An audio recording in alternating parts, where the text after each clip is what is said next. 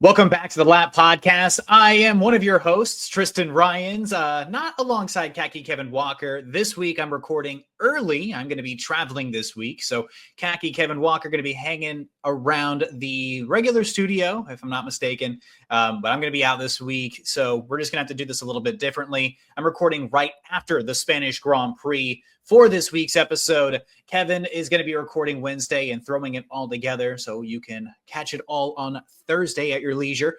We've got a lot to talk about. Oscar Piastri taking the top step, another DNF for Kimi Antonelli, Nico Hülkenberg landing very highly in the points, actually. But we've got to start with Max Verstappen. So if you haven't already, please hit that subscribe button, help support the channel. But let's get into it. Max Verstappen throwing a tantrum in Spain, the likes of which we haven't seen in a little while, and just a little while, I mean, genuinely. We haven't seen something like this from Max really since, I would say, Hungary last year. Not quite the performance that I think that Max Verstappen was hoping to display, but getting into a major incident with the Mercedes of George Russell late on in the Grand Prix. He'd been complaining all day about the car's drivability while trying to chase down the McLarens ahead. And following a late safety car, Max was put into the hard tires, the only tires apparently that Red Bull reportedly had left.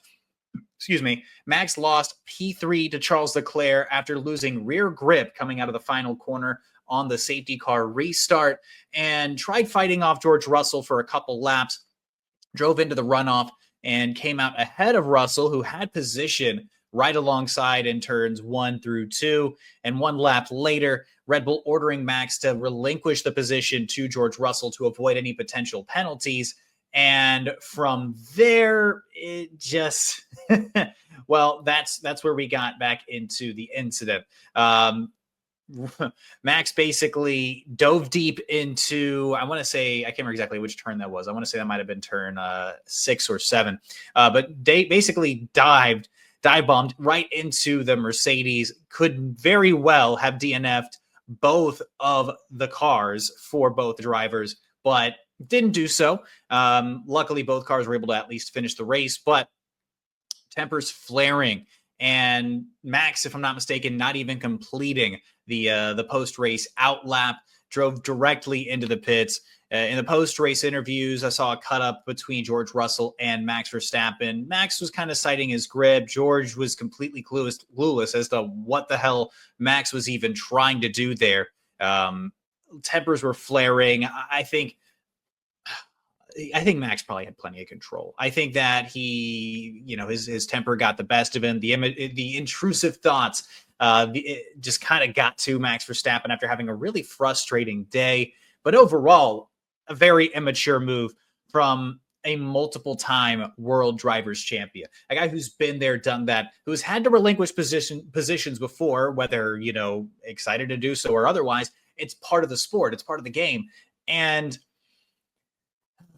Max basically just kind of put himself on display as, very temperamental, which we're not surprised to see, as very immature in this moment. And once again, just probably letting those intrusive thoughts win. But I think that the penalties that came along for Max Verstappen were more than deserved. It was a terrible decision. Could have very well taken out George Russell. This was to the point where the FIA handed Max 3 penalty points, which alongside the 10-second penalty, which landed him in P10, by the way.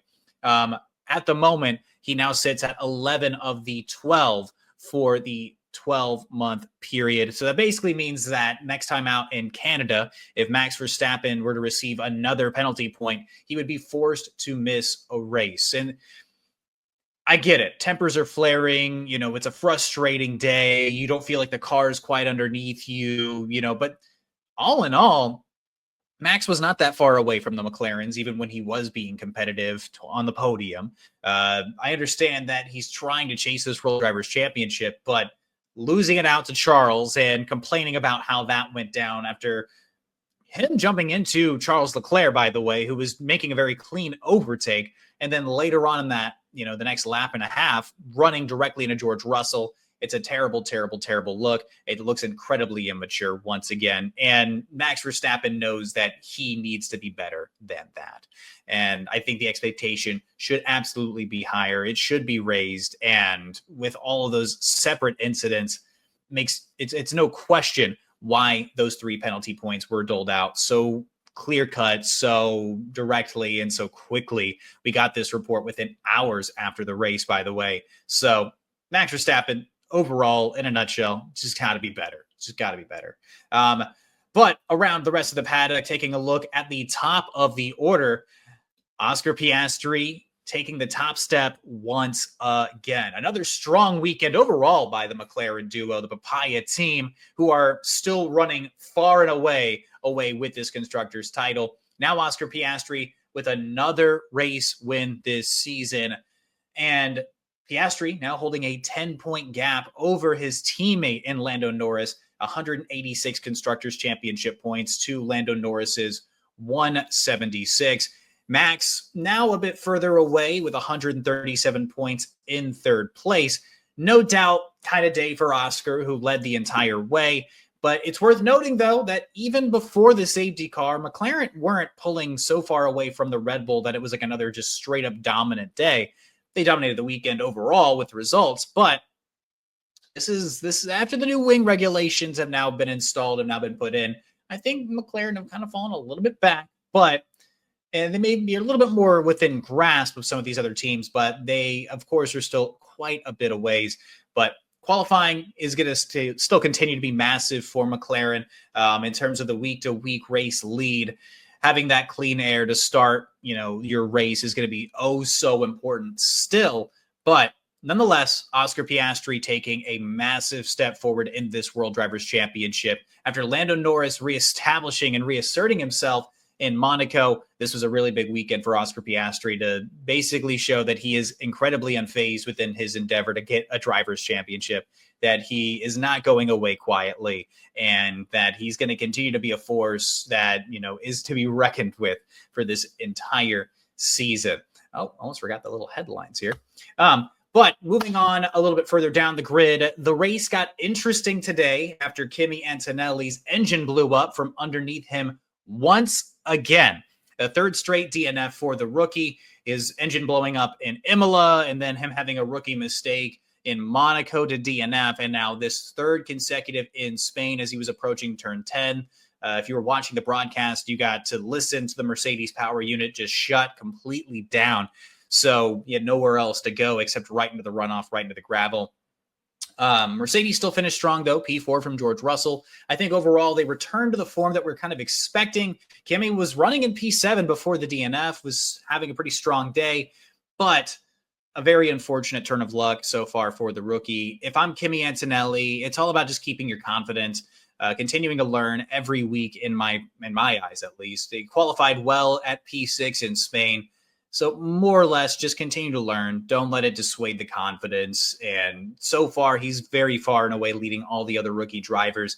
He still looks really promising. You just can't help that bad luck happens sometimes.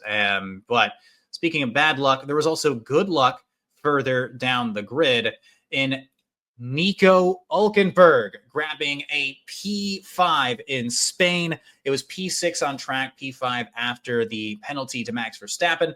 Put Sauber tied in 8th place with Aston Martin in this Constructors' Championship. Alonso, by the way, Fernando Alonso of Aston Martin, grabbing his first points of the season this weekend as well. But especially with Lance Stroll being left out after having some right wrist issues, if I'm not mistaken. There was some speculation that he threw a temper tantrum after Q2 being eliminated.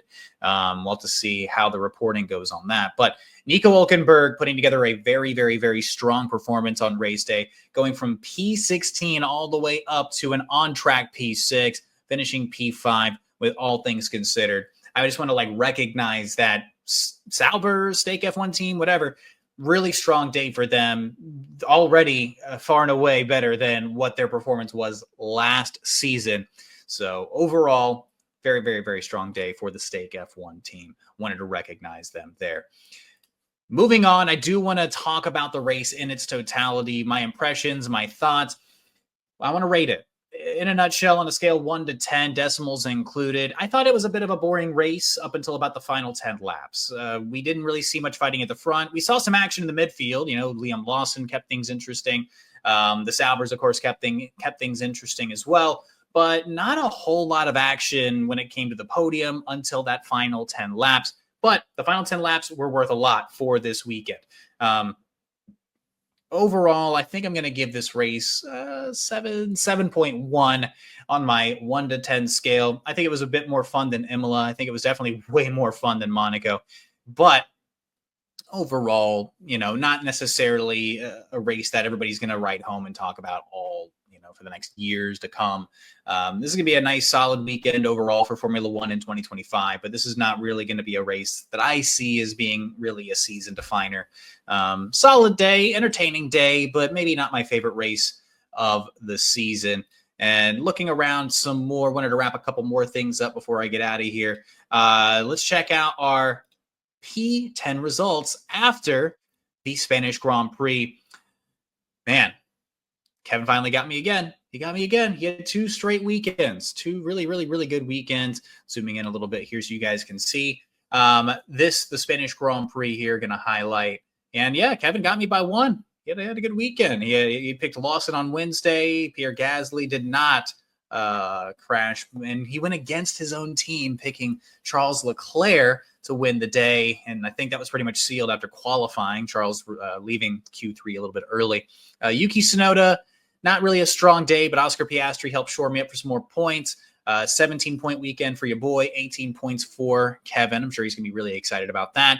Total points right here, 116 to 73. And we've still got a lot of racing to go, ladies and gentlemen. A lot of racing to go. This championship could still come down to the wire. But with all that being said, this was a fun one. It was a solid weekend. I think we were all pretty excited walking into this race, and it got eventful when it needed to be. So overall, this was a fun time. I want to throw things back to Kevin back in the studio, who's probably going to wrap this thing up fantastically, make some amazing banger points. So you're going to stick around for all of that. And with that, take it away, Kevin. Thank you very much, Tristan. I appreciate it. My name is Kevin Walker, otherwise known as Khaki Kevin Walker. They call me in these parts, but we appreciate you for tuning in to the Lap Podcast for episode 14. It's crazy to think that we've done 14 of these things, but this week is a little bit different than the normal. Me and Tristan recording in 2 separate times, two separate areas. Mine being the latter recording, but I have heard Tristan, so I'll be able to play off a little bit of his points, and as well as you can listen to mine and my takeaways for the race, and just some all around news going around in the paddock. We'll touch on a multitude of things, even debuting a new segment this week, and then we'll get you out of here. Should be a pretty short episode. We'll see how it shakes out, but obviously, let's start with the man that is Max Verstappen. Caused a lot of stir in the Spanish Grand Prix this past weekend. Max finishing in P10. I think that a lot of this boils down to he was frustrated. He was really, really pissed off, and he was ticked off by the 3-stop strategy. And maybe not so much the strategy itself, but the fact that he ended with hard tires when everyone else was on softs. And I think from Max's point of view, he's doing every single thing that he can to get 110% out of that car. Meanwhile, Yuki Tsunoda, who we'll talk about here in a little bit, is out here getting, knocked out in Q1. Max is trying to do everything that he can. He lands P3 in quali. He's trying to do every single bit that he can to put that car on the podium week in, week out. And I think that he's kind of getting to a bit of a tipping point. He's kind of getting to a bit where he's starting to boil, and it's starting to get to a point where Max is going to start. He's very competitive. He loves to win. He hates, but we know this. We know he hates losing more than he loves winning. We know that is who he is. So it shouldn't be any surprise necessarily with how he reacted and how he acted out. We'll go over some of those radio messages a little bit later on. But he even said it himself. The acts that he did against George on the track were uncalled for. He never should have done them. And he understands that looking back. But I think that this really just comes back to, he's at a tipping point. He's at a boiling point. That car is only giving him so much. He's trying to get every single inch that he can out, and he's struggling. He's struggling big time. And so obviously he gets the penalty. He has he falls back all the way to 10th place, which screwed me up in my P10. But we'll talk about that a little bit later on as well. But yeah, so it was a bad weekend for Max. Obviously, not what he's wanting, but we'll see how things shake out for him in the future. Meanwhile, for my team, the Papaya, the beautiful Papaya team, Oscar Piastri takes it all over. Once again, he dominates the weekend, but it was a McLaren 1-2. I think that Oscar just kind of had his sights set to beating this course and beating this track. He obviously did not have much success last year. He talks about that a little bit too. And it was just a weekend that Oscar was going to dominate, and he did so in quali, taking pole, and he pretty much led the race. So it was no question that this was going to be another good weekend for Oscar. He takes lead, or he keeps his lead, I should say, in the Drivers' Championship, and extends it out a little bit further past Lando. But nevertheless, a McLaren 1-2 is always a good weekend for me, no matter who it ends up being. Obviously, I'd love to see my guy Lando up there, but we're not going to play favorites here too much. We also love it when Oscar wins. So, it was not a crazy intense race or nothing like that. Well, I've rated the race as well. I know Tristan gave his opinion with his decimal points or whatever, but obviously a McLaren weekend's good for me. So we'll keep it going. Now, speaking of good for me, let's talk about what's bad for Tristan. And I'd like to give a moment of silence as Kimi Antonelli just has not been able to have a good weekend here as of late. So we'll do that now. And that moment has passed. All right. So Kimi Antonelli DNFs in this race, another power engine issue. I don't want to say 3 straight weeks of struggle for Mercedes, because George had a good weekend in the Spanish Grand Prix, but Kimi has had 3 straight weeks of bad weekends. He just hasn't looked. It has nothing to do with how he's looked. I know he crashed, but other than that, the 2 DNFs are ultimately things he can't control. That's things that are with the car that he can't do anything about. He can only race with what he is being given. So obviously frustrating for Kimi. He definitely wants a bounce back weekend. He needs a bounce back weekend. And Mercedes definitely want this. And that's what this week is going to do really well for a lot of teams. Mercedes definitely going to be one of them, as this triple header is over. Now we got a week off before we head into Montreal. Now, speaking of terrible weekends, my gracious, my take for Williams is still in, but oh boy, they try to make me look bad. Let me tell you. So Alex Albon, he DNFs after both drivers had a horrendous quali, just absolutely awful. Albon, let's see here, he was out in Q2, and Sainz out in Q1 in his own home race. So obviously that didn't set up for a very good weekend for Williams. They struggled all throughout the race. Sainz, he finished P14. Albon, like I said, he DNFs. He wanted to get out of the race. The car wasn't operating. Altogether, it's one of those weekends. You take it, you crumble it up, and you throw it away if you're Williams, and you're on to Montreal. They are still 36 points ahead of 6th place, so they're firm in that 5th place position as far as constructors go. But altogether, not a great weekend for Williams. They're definitely going to want to put the pieces back together, James Vowles and his squad. So still a good, Williams is still performing, to the expectations of what we have for them as of now. Just a really bad weekend in Spain for sure. Now, this is something that I'm going to talk about that Tristan not.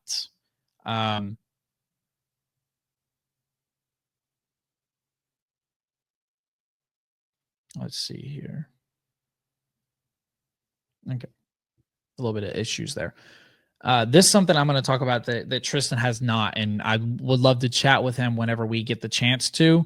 But I really, really think that Isaac Hadjar is applying pressure to Yuki, and it's not on purpose. I'm not out here, voting for one against the other, but Yuki Tsunoda has not performed, has not looked good in that Red Bull car at all.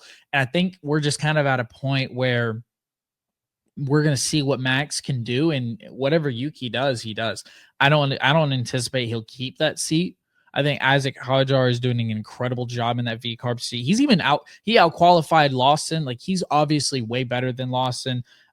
He's doing so much better. He has two times the points that Yuki has. And keep in mind, Yuki has spent time in that V carb and in the Red Bull. So you can't sit here and say, oh, well, Yuki isn't doing as well because he's only driving the Red Bull and the Red Bull car has issues, blah, blah, blah, whatever. And I know Helmut Marko has already came out and he's, went to the defense of Yuki. And I understand. I'm not saying he's a bad driver, but I think Isaac Hadjar is the guy that people really need to be keeping their eye on. I don't know how long he's going to stay in V-Carb.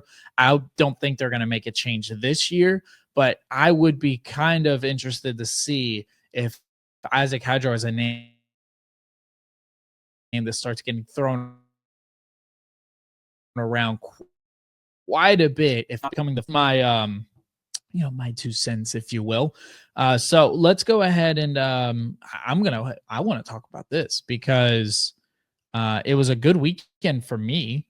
And anytime we can talk about the P10 game and it's actually a good weekend for me, I'm all for it. Thumbs up for me. I bested Tristan 18 points to 17 points.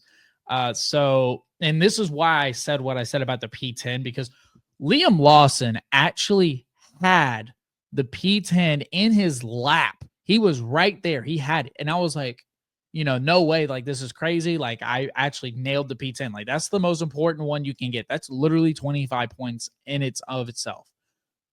And then it didn't happen. And then but in the end, he got passed. So he fell out of P10. But it wouldn't have mattered anyway because of where Max got knocked down. He fell into P10, which, if you're a psychopath and you claim that Max is going to finish P10 at anything, props to you. Hats off to you, because, that takes a real, like, crystal ball kind of person to figure out that. So, that's where things sit with the P10 game. Tristan has 116. I'm behind at 73, but 2 straight weekends of beating Tristan. This weekend, a lot better, actually, I will say. So, we're on the up. We'll see what happens. We don't have to do our predictions this week because there's no race this weekend. So me and Tristan will come back and we'll duel it out. We'll continue this battle. And as always, if y'all want to get in, I know we've had some of y'all, some of the subscribers, some of the commenters have chimed in and put in their own 2 cents for the P10 game. Please do. We want y'all to chime in. You see the points totals on the side over there, so you can kind of play along. It's really simple. Anytime we're going into a race weekend, we have to make our predictions on Wednesdays, but you can make them all the way up until race day. So just submit them to us. Obviously, don't submit them to us if it's already post race. Like, don't be that guy or gal. But it's going to be P10. So whoever you can assume or whoever you think will secure P10 in the race, the first DNF or no DNF is an option. And then the race winner.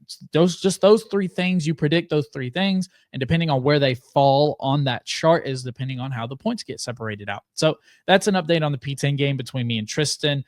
So we'll see what happens. I'm thinking around. I'm trying to see what I can do. But yeah, so we'll see what happens. Love playing the P10 game. It's actually been pretty fun whenever I'm winning. When I'm not, it's not too much fun. Now another thing is rate the race. I know Tristan gave out his opinion. He said that the race was pretty boring. He did say it was better than Monaco, which, he has his opinions for Monaco for sure. But I would say for me, the race was 7.5.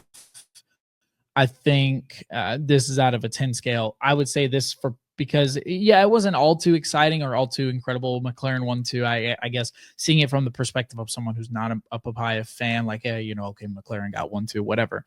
But the drama between Max and George and all those different things, like there was a lot of like wheel touching and some not crashes, but there was a lot of contact through this weekend between all drivers throughout the grid. So there was definitely some excitement. Like there was like all these opportunity that something could happen. But rate the race for me, I give it a 7.5. So we'll see what happens. I've been known to give a nicer scale, but yeah, that's just what I think. Now, as we go around the paddock, some news broke earlier today. Nothing quite official, but rumors are speculating that Cadillac has landed a big time sponsorship from Tommy Hilfiger. So Tommy Hilfiger, as you might know, if you don't, let me clue you in. Mercedes, as they are with Adidas now, they were a long time partner with Tommy Hilfiger. So now Tommy Hilfiger gets back in the game. Now they're going to be with Cadillac. This is going to be big. This is going to be big for clothing, big for branding, big for sponsorships, especially being in America. I could see this boding well for Cadillac. I think this is going to help them with recognition. Tommy Hilfiger, already knows what they're doing. They've been in this landscape for a long time. So they'll be able to capitalize on this, and they'll be able to help Cadillac get that recognition that they want and need. Now, we're going to go and do a new segment, and it's going to be radio messages from the weekend. Now, very bland name. We're working on the name. It could be something different, but we would like to go over some of the radio messages. I blur out some of the curse words just so that way we can stay family friendly for the most part. But we're going to go over to the radio messages from the weekend. The first one we're going to get, and these are going to be funny, out of context stuff, but we'll try to provide context where we can. So here we go. Starting with Charles Leclerc. Also, these are from radio messages on Instagram. This is where I get the content from. So big fan of their work, big fan of their stuff. They're really quick to post. So definitely don't want to, just rip their content. Radio Messages does an incredible job. If you want to go give them a follow, I would highly, highly suggest it. We're just going to be going over it a couple of days after, but this is the collection of stuff he has. So starting with Charles Leclerc, obviously, so his radio engineer says full push now. And he said, that's what I'm already doing. So Ferrari, they had a very quiet weekend. They didn't do anything exciting, didn't do anything terrible. So for Ferrari standards, I suppose that's good. But let's get to the man that we all really, really, really want to talk about. And let's start with Max. And he has a couple in here, as you can imagine. So complaining about the shifting, saying it's again like I have no clutch while upshifting. He says like 1973. Yeah, but maybe 74 now. Now, obviously, if you don't know what this means, a couple of weeks ago, if not last race weekend before the Spanish Grand Prix, Max had said that he was driving the car and it felt like he was driving a 1973 car because it wasn't shifting any well. So, obviously he'll bicker back and forth with his race engineer. And then we'll go to Max once more. And this was the point that I wanted to make about the tire situation and the 3-stop strategy from Red Bull for Max specifically. He says, why the F have we, and then he kind of stops and he says, what is this tire? What am I driving on? And he said, that's the hard tire, Max. He said, why are we on a hard? And they said that was the only option. Now, I think for Max, he's frustrated because obviously he doesn't want to be on the hard tire when everyone else is on softs. That it's hard enough competing with that car against the McLarens, against the Mercedes, against the Ferraris, when we don't really know where that car shapes out in speed. We know where it is with Max. We know that it's a podium potential finisher, but obviously we saw what Yuki did. He finished all the way at the bottom. So it's kind of up in the air on how fast this car actually is. So already putting him at a disadvantage and then putting them on the hard tires. I don't think going for the 3-stop strategy was bad. I don't think it was a bad idea at all. I think that it should have been better managed so that way a hard tire wasn't the last option for Max to go on. Now, who knows what would have happened if his last tire was a soft? Might have been playing a different ball game. All right, now this happens after the contact between Max and George. And so is his race engineer says, Max, can you let Russell through, please? He said, what? I was ahead, mate. What the F? My advice is to let you through, comes from the race engineer. And he says, I was ahead. And then he simply responds, that's the rules. So Max reluctantly gives the position back, and then in the most Max way possible, and if you haven't already seen it, you probably you know what happens. He lets George through, and then right when George goes to speed up again, Max runs into him, clashes into him, causing that penalty that we talked about earlier. And this was Russell's response. What the F? He says, "I don't know, mate. He just crashed into me." So obviously, Max and George, best of friends off the racetrack. So no love there. Let's just say no love lost, really. They're not massive fans of each other. They obviously don't have a very good rapport. They don't have to. They're not teammates.